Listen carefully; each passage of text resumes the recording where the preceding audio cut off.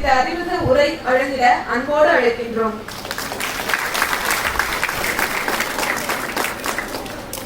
எல்லாம் வல்ல வேண்டி தொண்டு நிகழ்ந்தது அனைத்தும் உணர்ந்திடு சூழ்களை வாணர்களும் இவள் என்று பிறந்தவள் என்றுணர முடியாத இயல்பினலாம் என் தாய் தமிழ் தாயின் பாதம் தொட்டு வணங்கி அவையோர் அனைவருக்கும் எனது முதற்கண் வணக்கத்தை தெரிவித்துக் கொள்கிறேன்.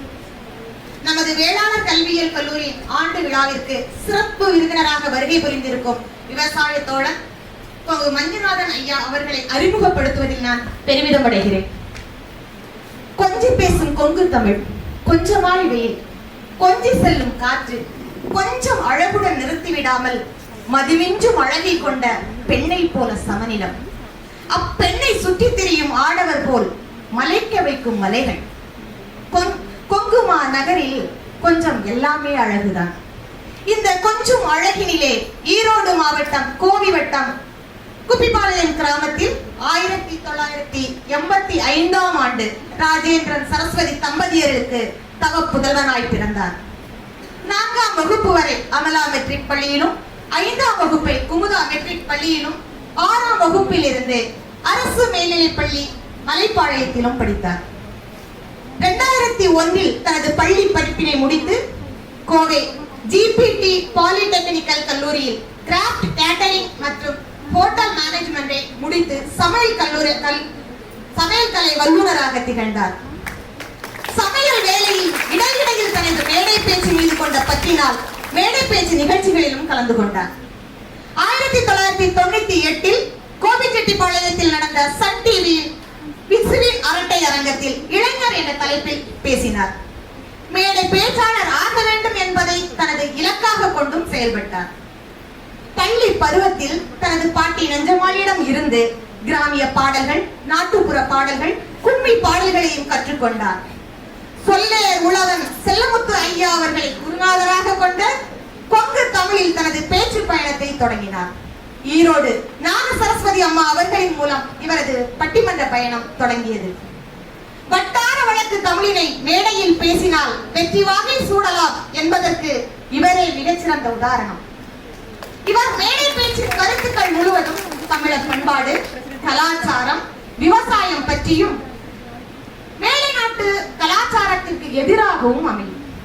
கோவை, சேலம், ஈரோடு, கரூர், திருப்பூர், நாமக்கல் போன்ற 6 மாவட்டங்களை கொங்கு தமிழால் வசம் செய்தவர். தமிழ்நாடு முழுவதும் வாசம் வீச வைத்த நண்பர்களின் உதவியை மறவாமல் நன்றி செலுத்தும் உன்னத மனம் படைத்தவர்.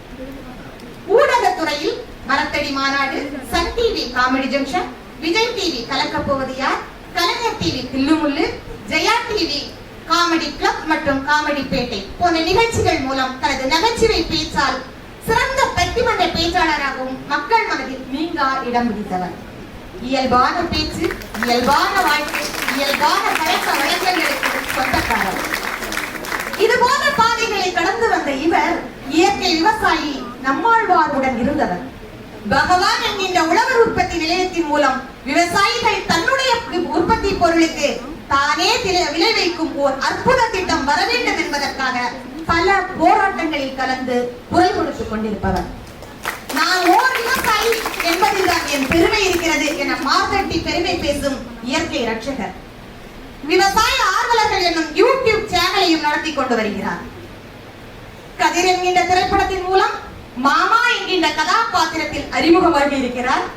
தற்போது ரேக்லா என்கின்ற ஒரு திரைப்படத்திற்கான வசனங்களை கொங்கு தமிழில் எழுதி வைக்கிறார்.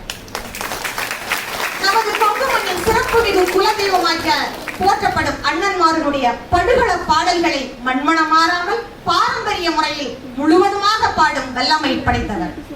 தமிழ், ஆங்கிலம், தெலுங்கு என மும்மொழியை அறிந்தவர். துபாய், சிங்கப்பூர், மலேசியா, தாய்லாந்து போன்ற வெளிநாடுகளில் தன் பேச்சு திறமையால் வசம் செய்தவர். டெல்லி தமிழ்ச்சங்கம், அகமதாபாத் தமிழ்ச்சங்கம், பாலி தமிழ்ச்சங்கம், கல்கத்தா தமிழ்ச்சங்கம், பெங்களூர் தமிழ்ச்சங்கம், கேரளா தமிழ்ச்சங்கம், மங்களூர் தமிழ்ச்சங்கம் போன்ற பல்வேறு தமிழ்ச்சங்கங்களில் எல்லாம் நம்முடைய கொங்கு தமிழை வலம் வர செய்தவர். 4000 முதல் 5000 பட்டிமன்ற மேடைகளை தன் வாதத்தால் வதம் செய்தவர் பேச்சாளரால் பெருமை சேர்த்தவர். என் நிலை வந்தாலும் தன்னிலை மாறாமல் தனக்கென தனி இடம் பிடித்த தகைமையாளர்.